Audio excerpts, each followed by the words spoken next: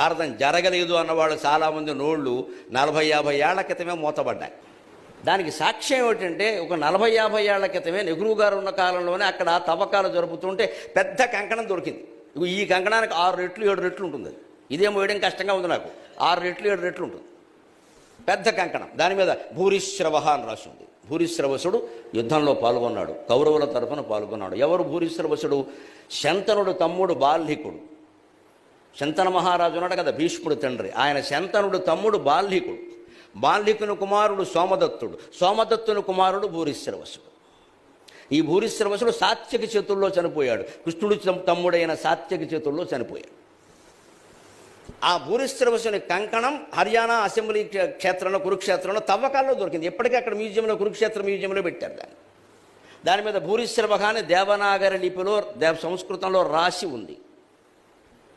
విచిత్రం ఏమిటో తెలుసా? మనం ఆశ్చర్యపోతాం. 20 కేజీల బరువు ఉంది కంకణం. వీడి ఇల్లు బంగారంగానే కంకణం 20 కేజీలు అంటే వాడు ఎంత ఉంటాడో మనం ఊహించాలి, వాడు ఎంత తింటాడో కూడా ఊహించాలి.